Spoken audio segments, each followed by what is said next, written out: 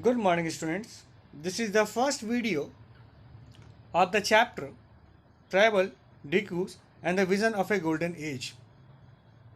And in this particular video, we are going to discuss that how the tribals were leading their life, whether the life was comfortable or not, and what were the problems that the tribals were facing during the British time. So let's discuss this topic in detail. Today, we all lead a very comfortable life in the cities with all the facilities available to us. It is quite obvious that we are getting all the basic facilities, all the luxurious things in our life because we are living in city. But we have to think about those people who are still living in forest area. And the people who are still living in forest area are known as tribal people.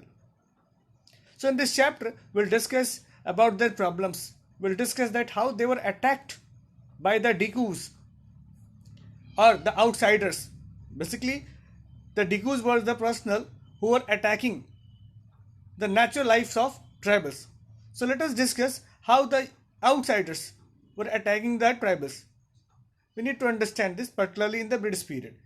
We need to understand that here Decus in this chapter has been referred to mainly Britishers. And the question is that why they were targeting Britishers as Decus. Why? Because Britishers were interfering in their natural lives. Tribals were having their own lifestyle. They were having their own way of living.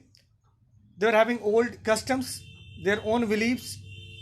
And they felt that Britishers came to enslave them. Britishers came to exploit them. And it was true to some extent also.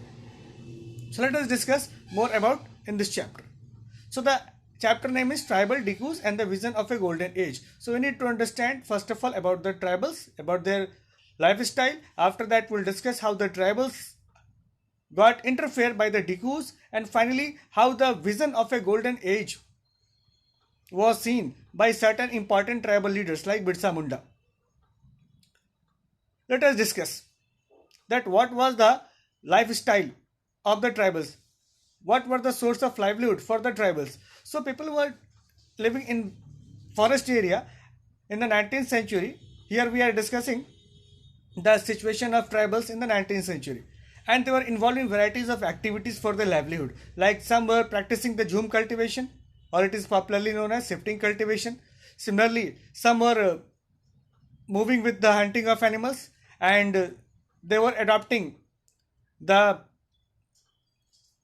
work as a gatherer, food gatherer. Some were herding or rearing animals, and last one was the settled cultivation. So, or basically, all these four activities were performed by the tribals in order to earn their livelihood.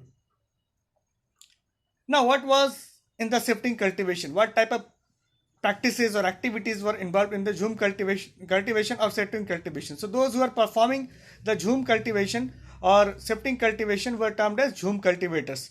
Some of the tribals engaged in jhum cultivation, and jhum cultivation, a small patch of land, were cleared of trees. The cultivators then burned the vegetation, the remaining part, and spread ash from the firing, which contained potash. Basically, it was a very important chemical to fertilize the soil. And thereafter, some basic elements or some traditional instruments were used, like axe was there, hoe was there, to prepare for cultivation. And after that they were scattering the seeds among the field on the field, and after completing the harvesting they moved to another field. So this is how they were shifting from one part of the land to the other part of land. That is why it is also known as shifting cultivation.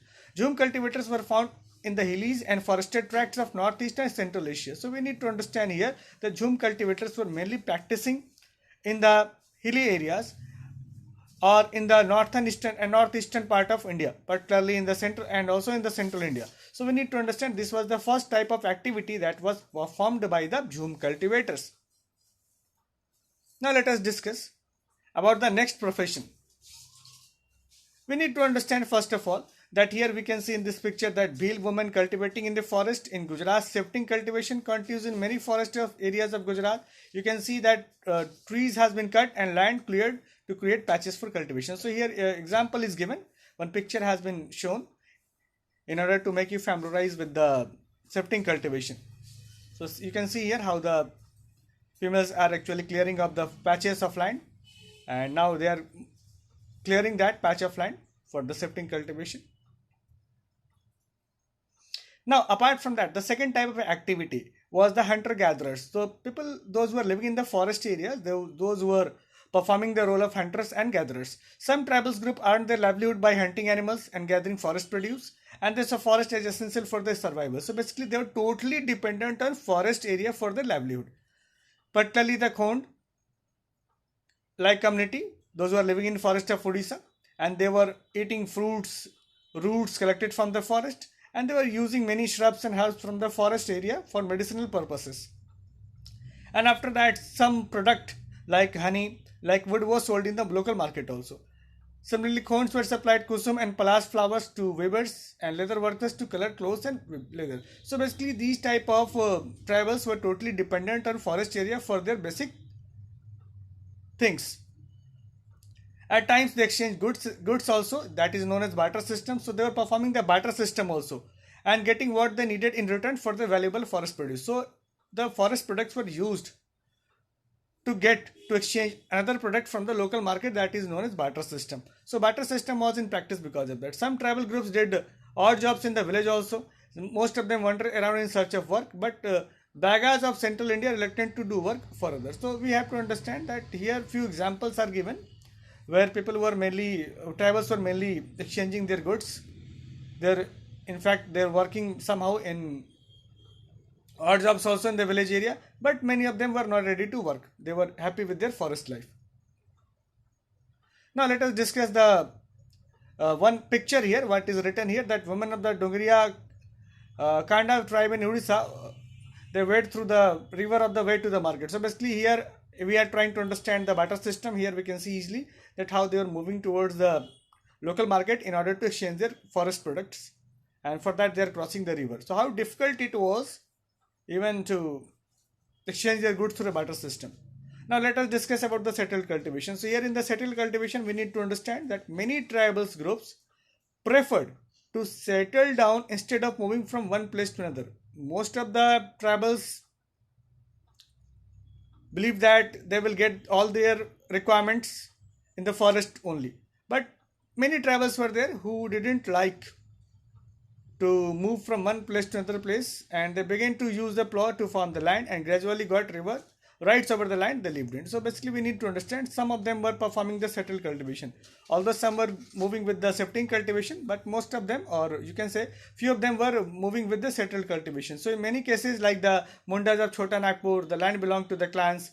Similarly, over the years they occupied the land, and they in fact not occupied, they in fact started doing the cultivation over there, and from centuries they were doing this, and this is how the land got under their control. So in many cases like Mundas of Chota Nagpur, the land belonged to the clans. British officials found settled tribal groups like the Gonds and Santals to be more civilized than hunter-gatherers and shifting cultivation. So what was the important feature of the settled cultivation? That here people were, or the tribal group were civilized, more civilized than the other gatherers or shifting cultivators.